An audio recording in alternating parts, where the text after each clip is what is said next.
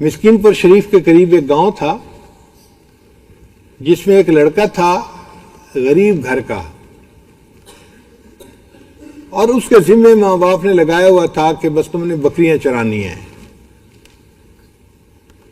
تو وہ 11-12 سال کا لڑکا تھا، صبح اٹھتا بکریاں لے کے جاتا، سارا دن بکریاں چراتا۔ بکریاں چرانا بہت مشکل کام ہوتا ہے، ایک تو گرمی ہوتی ہے، دھوپ میں بھاگنا پڑتا ہے، دوسرا کبھی کوئی بکری ادھر منہ مارتی ہے کوئی ادھر منہ مارتی ہے، تو ان کے پیچھے بھاگ بھاگ کے بندہ تھک جاتا ہے۔ اب یہ لڑکا گرمی کے اندر دھوپ میں ہر وقت بھاگ بھاگ کے نا رنگ کالا ہو گیا، جسم کمزور ہو گیا، پسینہ آتا تھا، ڈی ہائیڈریشن ہوتی تھی اور پینے کو پانی نہیں ملتا تھا۔ تو بڑی مشکل سے یہ دن گزارتا اور شام کو واپس آتا، اور جب واپس گھر آتا تو ایسے تھکا ہوا ہوتا تھا کہ بس آ کے بستر کے اوپر گر جاتا تھا، نیند آ جاتی تھی۔ اگلے دن جاگتا تھا تو پھر بکریاں چرانی،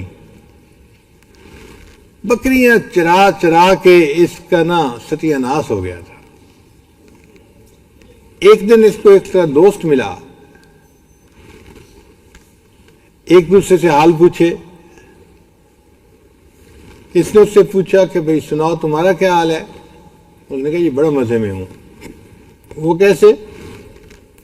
کہ میرے والدین نے تو مجھے ایک مدرسے میں حفظ کے لیے داخل کروا دیا ہے، اور مسکین پور شریف کے مدرسے میں تو بجلی کے پنکھے لگے ہوئے ہیں، سارا دن گرمی کا ہم بجلی کے پنکھے کے نیچے بیٹھتے ہیں، اور جب پینے کا وقت ہوتا ہے تو ٹھنڈے پانی کا کولر لگا ہوا ہے، برف والا پانی پیتے ہیں، اور 3 وقت کھانا مل جاتا ہے، تو ہم تو میاں بہت مزے کی زندگی گزار رہے ہیں۔ اس لڑکے نے کہا کہ یار میرا تو کوئی حال نہیں، میں تو سارا دن بکریاں چرا چرا کے تھک جاتا ہوں، اور میرا تو دل کرتا ہے میں سب کچھ چھوڑ چھاڑ کے کہیں بھاگ جاؤں۔ اس نے کہا کہ تم بھاگتے کیوں؟ میرے ساتھ آ کے مدرسے میں داخلہ لے لو۔ اس نے کہا تم مجھے لے جاؤ گے؟ اس نے کہا میں لے جاؤں گا اور اپنے استاد صاحب کو کہوں گا آپ کو داخلہ دے دیں۔ لو جی، اگلے دن یہ لڑکا اپنے ماں باپ سے بھاگ کے دوست کے ساتھ مدرسے پہنچ گیا۔ دوست نے مدرسے جا کے بتایا استاد جی میرا ایک پڑوسی ہے، اس کو ماں باپ نے میرے ساتھ بھیجا ہے، آپ اس کو داخلہ دے دیں۔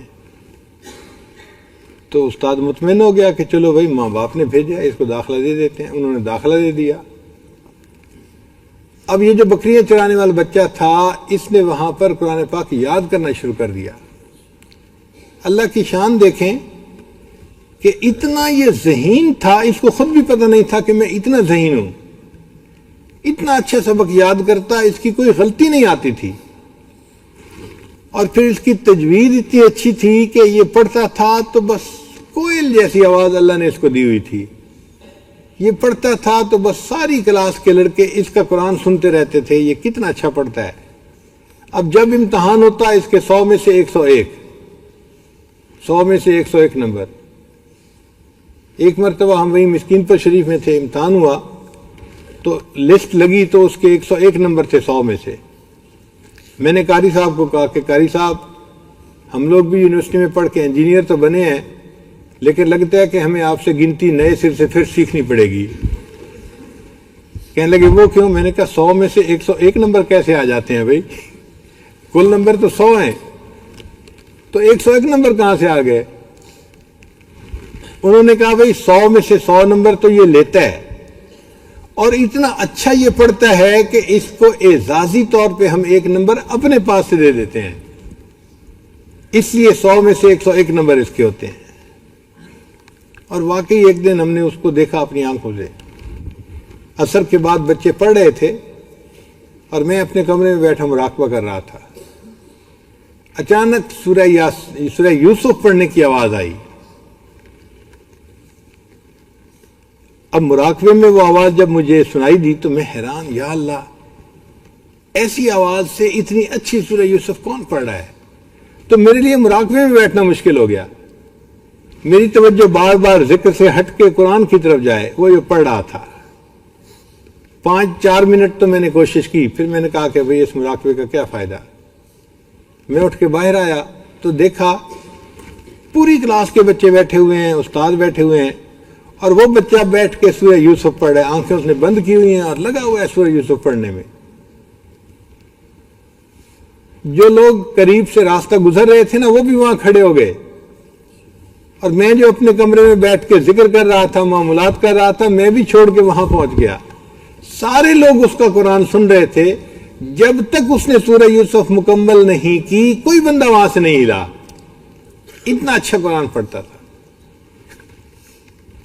خیر جب اس نے وفاق کا امتحان پاس کر لیا، حافظ بن گیا، تو اس نے اپنے استادوں سے مشورہ کیا کہ استاد جی مجھے کیا کرنا چاہیے؟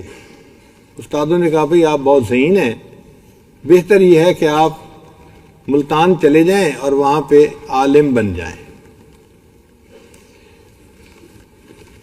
تو یہ نوجوان بچہ جو تھا یہ ملتان آ گیا اور وہاں آ کے یہ عالم بن گیا۔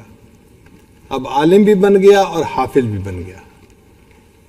اللہ تعالیٰ کی شان دیکھیں، اب اس نے چونکہ امتحان دے دیے تھے تو اس کو واپس اپنے گاؤں جانا تھا، اور یہ ابھی بھی ڈر رہا تھا کہ میں گاؤں واپس جاؤں گا تو میرے والدین مجھے کہیں گے کہ تیرا کام ہے بکریاں چرانا، جاؤ پھر بکریاں چراؤ۔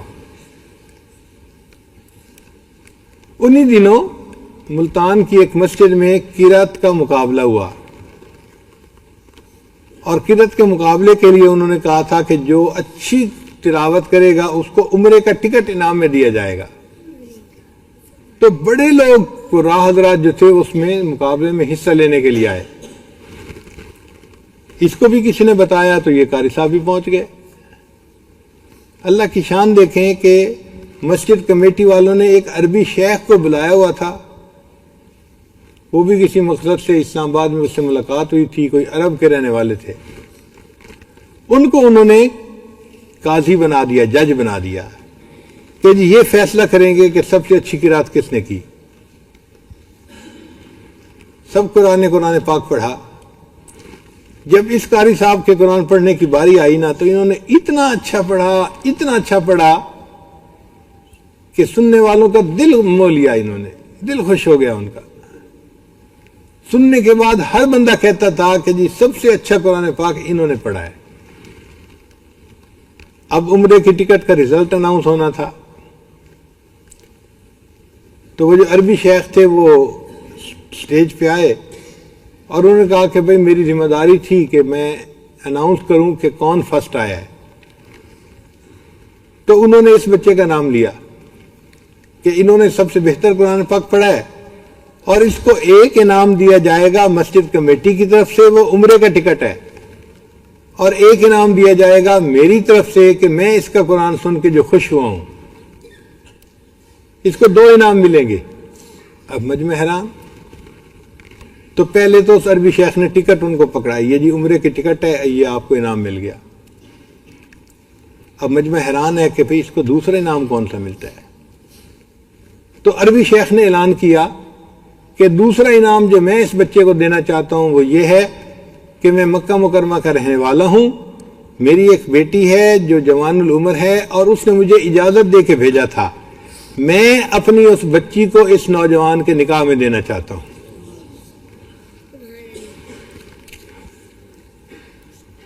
اس لڑکے نے اپنے استاد سے مشورہ کیا، استاد نے کہا تو دیہات کا رہنے والا ہے، تجھے کس نے رشتے دینے ہیں؟ تیری قسمت ہے، اگر عربی شیخ تجھے رشتہ دے رہا ہے تو قبول کر لے۔ لڑکے نے ہاں کر دی اور اسی مجلس میں اس کا نکاح بھی پڑھا دیا گیا۔ اللہ کی شان دیکھیں کہ جب نکاح ہو گیا تو دوسرے دن عربی شیخ نے کہا بھئی اب آپ کا نکاح میری بیٹی سے ہو چکا ہے، اب آپ میرے ساتھ سعودی ایمبیسی چلیں۔ وہ اس کو لے کے اسلام آباد چلا گیا۔ جو سعودی ایمبیسیڈر تھا نا وہ اس عربی شیخ کا دوست تھا۔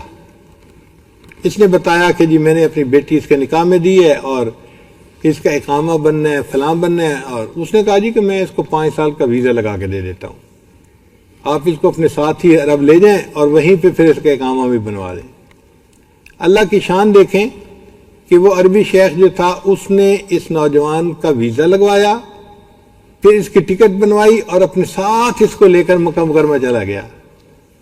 وہ لڑکا جو دھوپ کے اندر بکریاں چراتا تھا اور پسینے میں رہتا تھا، آج قرآن مجید کی برکت سے اس کا گھر مکہ مکرمہ میں بنا، شادی ہوئی، وہاں کے ایئر کنڈیشن گھروں میں وہ رہنے لگ گیا، اور وہ بچہ قرآن پاک پڑھتا تھا جب وہ روزانہ رات کو طواف کیا کرتا تھا بیت اللہ کا، کہاں بکریوں کے پیچھے بھاگتا تھا اور کہاں بیت اللہ کا طواف کرتے ہوئے اسے قرآن پاک پڑھنے کی سعادت مل رہی ہے۔ یہ ہوتا ہے پرجوش طالب علم کہ شوق ہوتا ہے، اور وہ بندہ جو کام کرنا چاہتا ہے اس